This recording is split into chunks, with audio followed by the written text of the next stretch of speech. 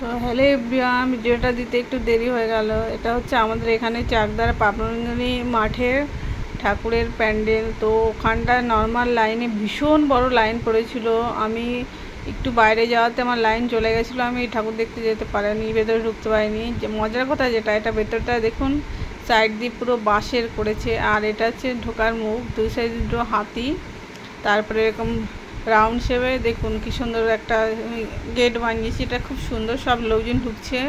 আমি কিন্তু পেছন দিয়ে ঢুকেছি, এখান দিয়ে সবাই বেরোচ্ছিল, সেটা আপনাদের কাছে স্বীকার করলাম। এই দেখুন পুরো সাইডটা বাস দিয়ে সবাই এতটাই সুন্দর, হাতির দুটো দেখতে খুব ভালো লাগছে। সবাই যার যার মতো ছবি তুলছে, আর আমি ভিডিও করছিলাম আপনাদের জন্য। তো আমি ভেতর দিকে ঢুকছি, পেছন দিকে ঢুকে সামনে এসেছি, সামনে থেকে আপনাদের জন্য ভিডিওটা করছি। তো বাইরে থেকে প্যান্ডেলটা বেশি সুন্দর লাগছিলো অনেকটা।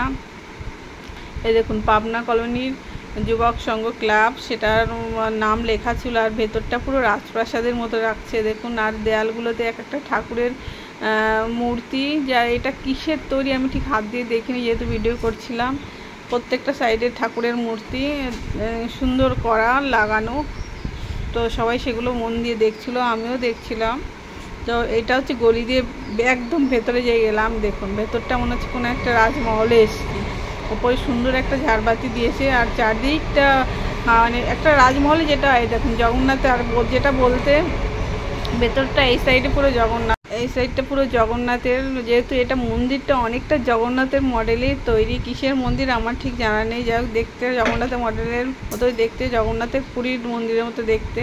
আর এটা হচ্ছে ভেতরের ঠাকুর। এটা পেছনে একটা মন্দিরই আছে, যেটা আমাদের তৈরি মন্দির হয়, এটা সামান্য ওখানেই ঠাকুরটা বসানো, এখানকার প্রতিষ্ঠিত মন্দির। আর বাইরে প্যান্ডেলটা, এ সাইড দিয়ে অন্য ঠাকুরের মূর্তি, সবাই এত সুন্দর প্যান্ডেলটা, ভেতরটা বাইরেটা যতটা সুন্দর ভেতরটা অতটা সুন্দর। এই যে সবাই বেরিয়ে যাচ্ছে, এখান দিয়ে আমি ব্যাক সাইড দিয়ে ঢুকেছিলাম, এত ভিড় আমি দেখতে পাইনি, এটা আমি একটু ভুলই করেছি, তবু এখান দিয়ে ঢুকেছি। বেরিয়ে পাশ থেকে মেলা শুরু, এটা হচ্ছে মিকি মাউস। আর এতটা ভিড় ছিল আর এত লোকজন ছিল, আমার আওয়াজ আপনারা শুনতে পেতেন না, ভয়েস দিলে তো আমি এটা বাড়িতে এসে ভয়েসটাই দিচ্ছি। মিকি মাউসের পরে ছিল ডিস্কো, যেটা দোলনা, আমি সাইড দিয়েই যাচ্ছি। তারপরে হচ্ছে বড় নাগরদোলনা, আমরা কিছুই চড়িনি। আর তারপরে এই দেখুন বড় নাগরদোলনাটা অনেকটাই বড়, প্রচুর ভিড় ছিল মেলাতে, আর লাইটিং দেওয়া ছিল, ভালোই লাগছিল। সব লোকজন ভর্তি, সব রকম ছোটোদের একটা দোলনা, মানে এটা ঘোড়া, কারের মধ্যে ওখানে বাচ্চা কাছে, আমাদের মেয়েটাই দেখুন কারের, যেগুলো আমি খুব দেখছিলাম, আমার যেটা শখ। আর প্রচুর ফুচকার দোকান দেখুন, এই দেখুন ফুচকার দোকান, সবাই ফুচকা খাচ্ছে। আমরাও ফুচকা খেয়েছি, সেটার ক্যামেরা করা বন্দি করা হয়নি।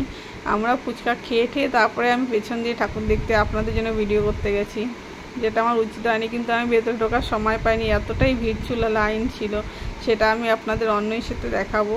এই লাইনটা দেখুন, আর প্রচুর এই যেটা দেখানোর, এই যে মিকি মাউসের নতুন একটা জিনিস এসেছে, যেটার মধ্যে আমাদের বাচ্চা, যে আমাদের পিসি শ্বশুর দাঁড়িয়ে পাড়ি দিচ্ছে। এই দেখুন আমার ছেলে সাদা গেঞ্জি পরেও লাফাচ্ছে, আর মেয়েটাও আছে একটু ওই সাইডে, মেয়েটাকে দেখাচ্ছি। এই যে ছেলে, এরা লাফালাফি করছিল, ঠিক আছে। এখানে যেটা এই যে আমার ছেলে, ওই যে যেটা দেখতে ত্রিভুজ আকৃতির, ওটার মধ্যে গিয়ে উঠে পা মুচকে বসে আছে, পায়ে এত ভেবেছিলাম লাইনটা দেখাবো না, তা ভাবলাম লাস্টে ভিডিওর শেষে আপনাদের এখানকার প্যান্ডেল লাইনটা দেখাই। দেখুন একদম মাঠে ঢোকার গেট থেকে শুরু করে লাইন হয়েছে, আর এত বড় লাইন দেখুন। আমি লাইনের সাইড দিয়ে পুরো প্যান্ডেলে ভিডিও করতে যাচ্ছিলাম, দেখুন লাইনটা চলছে কতটা দূর থেকে, মিনিমাম 500 জন লোক লাইনে দাঁড়িয়েছিল, আমরাও লাইনে দাঁড়িয়েছিলাম। কিন্তু আমার মানে আমি একটু, আমাদের মেয়েটা একটু বাইরে গেছিলো বলে ওর সাথে যেতে গেছি, এসে দেখি আমাদের লাইন অনেকটা ভেতরে চলে গেছে, আমার যাওয়া সম্ভব হয়নি, যার জন্য আমি একটুখানি এই পাশে অনুষ্ঠান হচ্ছিলো সেটা একটু তুলে ধরলাম। যাই হোক প্যান্ডেলটা দেখুন বাইরে থেকে আরও বেশি সুন্দর লাগছে, তাই না? এই দেখুন লাইন ছেড়েছে, সব ঠেলে ঠেলে ঢুকছে।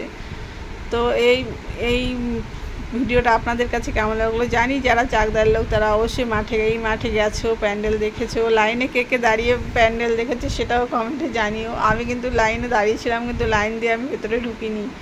আমি যেহেতু আমাদের ফ্যামিলির লোক অনেক লাইনে চলে গেছিলো, আমার লাইন বেরিয়ে গেছিলো, এর জন্য ঢুকতে পারিনি। যাই হোক সবাই আমার